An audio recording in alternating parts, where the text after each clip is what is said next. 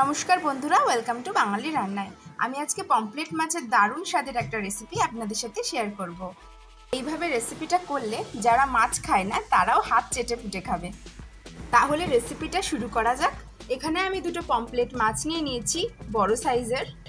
ভালো করে ধুয়ে মাছগুলোকে পরিষ্কার করে নিয়েছি, আর আমি একটা ছুরির সাহায্যে মাছগুলোকে একটু কেটে কেটে দিয়েছি যাতে এর মধ্যে মশলাটা ভালোভাবে ঢুকে যায় আর মাছের স্বাদ আরও দ্বিগুণ বাড়িয়ে তোলে।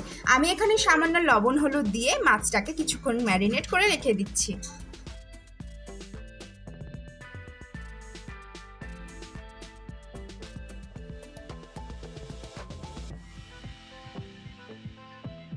কড়াইটা গরম করে আমি এর মধ্যে পরিমাণ মতো সরষের তেল দিয়ে দিলাম।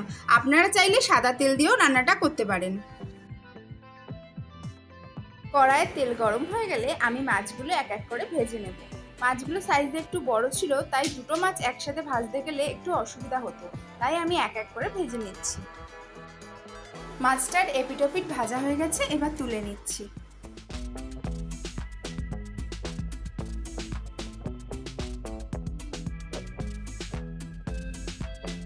কড়াইয়ের তেলের মধ্যে আর 1 চামচ মতো তেল আমি দিয়ে দিলাম।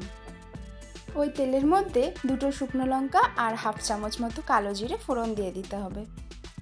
আপনারা চাইলে কালো জিরের বদলে জিরেও দিতে পারেন। দুটো মিডিয়াম সাইজের পেঁয়াজ আমি এখানে পেস্ট করে রেখেছিলাম, সেটা দিয়ে দিলাম। পেঁয়াজ বাটাটাকে আমি বেশ কিছুক্ষণ ধরে ভেজে নেব। মনে রাখবেন বন্ধুরা, এই পেঁয়াজটাকে যদি ভালো করে না ভাজেন, মশলাটা যদি কাঁচা থেকে যায় তাহলে কিন্তু মাছটা খেতে একদমই ভালো লাগবে না। কাঁচা লঙ্কা, রসুন, আদা আমি একটা পেস্ট করে রেখেছিলাম, সেটা এখন এর মধ্যে দিয়ে দিচ্ছি। শুকনো মশলাগুলো এবার আমি এক এক করে দিয়ে দিলাম। 1/2 চামচ মতো লবণ, 1 চামচ মতো হলুদ, 1 চামচ মতো ধনে গুঁড়ো আর 1 চামচ মতো জিরে গুঁড়ো। সব উপকরণগুলো দিয়ে এবার আমি খুন্তি দিয়ে ভালো করে 10 মিনিট মতো মশলাটাকে কষিয়ে নেব। কালারের জন্য আমি এখানে একটু রেড চিলি পাউডার দিয়ে দিলাম। গ্যাসের ফ্লেমটা লো রেখে মশলাটাকে কষিয়ে নিতে হবে ভালো করে। দুটো মিডিয়াম সাইজের টমেটো আমি পেস্ট করে রেখেছিলাম, সেটা দিয়ে দিলাম। যখনই দেখবেন মশলা থেকে তেল ছেড়ে দিয়েছে তখনই ভাববেন যে মশলাটা আর কাঁচা নেই, এবার এর মধ্যে জল দিয়ে দিতে হবে। আমি এখানে 1 কাপ জল দিয়ে দিলাম। গ্যাসের ফ্লেমটা একদম বাড়িয়ে দিয়ে জলটাকে ভালো করে ফুটতে দেব। তারপর মাছগুলো এক এক করে দিয়ে দেব। যদি আগে থেকেই মাছগুলো দিয়ে দেন তাহলে বেশিক্ষণ ফুটলে পরে মাছটা নরম হয়ে ভেঙে যেতে পারে, তার জন্য খেয়াল রাখবেন জলটা ফোটার পরে মাছটা দেওয়ার।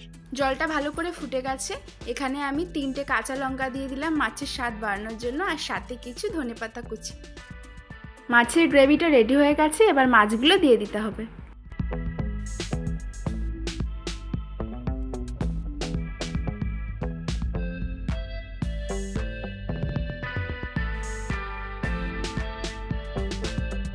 রেসিপিটা পুরো রেডি হয়ে গেছে, এবার 1/2 চামচ মতো গরম মশলা আমি দিয়ে দিলাম।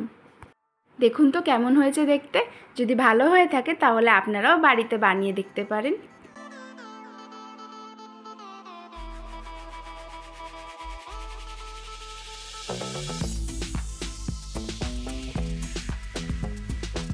যারা যারা এখনও আমার চ্যানেলটাকে সাবস্ক্রাইব করেননি তারা অবশ্যই আমার চ্যানেলটাকে সাবস্ক্রাইব করবেন, আর আমার ভিডিওটা ভালো লাগলে অবশ্যই একটা লাইক করে দেবেন। আজকের মতো এখানেই বিদায় নিলাম। সবাই ভালো থাকবেন, সুস্থ থাকবেন।